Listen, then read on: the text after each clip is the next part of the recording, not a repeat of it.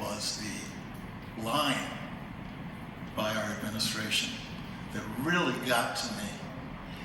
And then I started seeing people being fired from my profession, from academia, for speaking out, and even being fired for not speaking harshly enough or coming down harshly enough on Palestinian students. It made me pretty mad.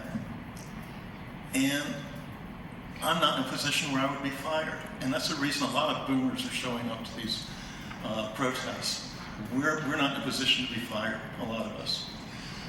If I was still working as a college professor, I would absolutely have been fired 2 years ago. I've been told not to speak over lesser issues than Gaza. So on October 30th, I decided I would start publishing something under the moniker of ceasefire. And rather than just saying ceasefire as a word, I put it as ceasefire as a command. And then I put it in parentheses because the algorithms were shutting this down. The word ceasefire, when it's connected, it wasn't going to go anywhere. I never imagined that I would be doing this for almost 2 years, every day. I had made that commitment, and so I went with it. The field of battle changed. It went from being censorship to murder and bombing, and now Gaza is suffering from famine. The numbers we're seeing are ridiculous. Certainly 200,000 people have died, not 60,000. That's insane. One of the main reasons I wanted to stand up here was to give you guys a quote. It's by Joseph Stalin. One death is a tragedy. 100,000 deaths is just a statistic. And I'd like for you to remember that as you go forward in your fight here. I didn't feel like I heard enough about family. I didn't hear enough about the future. The history. Americans don't care that much. We've got to focus on the family. We've got to focus on this very, very immediate need. And the elites in this country, as Tom and I discussed, they don't feel that pressure. You feel pressure as you get poorer. I've been poor. I know what it's like to worry about the next day. I know what it's like to go hungry, for that matter. The elites of this country they've never cleaned a toilet. They don't know anything about us. You've got to infiltrate their lives. It can be banging on pots.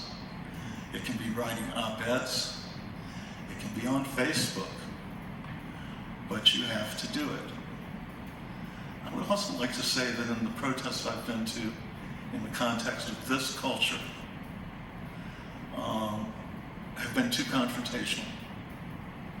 There were times when I wanted to speak with someone as I was marching around town, and I couldn't do it because of the noise. And I look back on the protests I've been to. The first protest I went to was in March of 1965. Anybody got an idea what that would have been? Yeah, we do. Selma. Selma. I was at Selma. And I watched King, John Lewis, march by on the way to the Pettus Bridge. I was just a kid. I sat on my dad's shoulders. And those men marched by in silence. And the way they looked in black and white was not much different than the way they looked in color, because they were all covered with dirt. Everything was just red Alabama dust over these guys. And one of the reasons my dad wanted me to go was so I could see a helicopter. I'd never seen a helicopter. And there were helicopters going back and forth up and down the highway. There were troop carriers going back and forth up and down the highway. And they seemed a lot more dangerous to me, even as a little guy, than these people walking on them. A lot of things happened to me in Alabama, around the Birmingham bombing, all those kinds of things.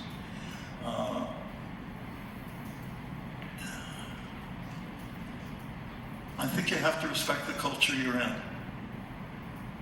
The education is fun. It's great. It's absolutely shocking. But you've got to take the time to start one heart at a time.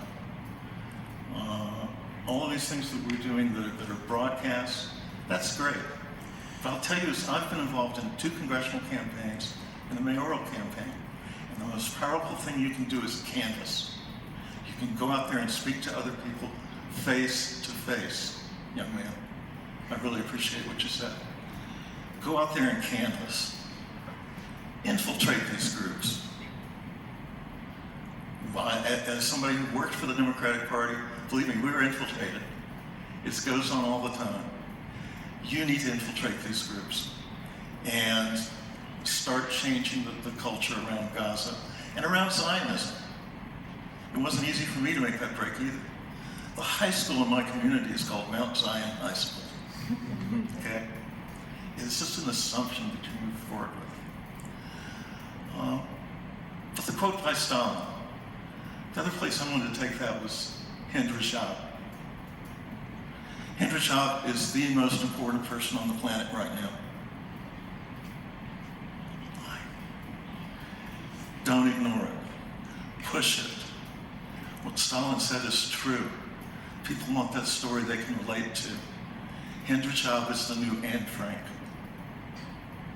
She's actually a threat to Anne Frank, as I found out online, as Zionists have come after me and said, oh, don't talk about Hind Rajab. They kind of couch it under, talk about some other problem of death, but not Hind Rajab. Well, let's talk about Hind Rajab. Gather there in people's faces. I have a hard time doing it because I start to cry. But I do it. Anyway, that's all I have to say. Okay.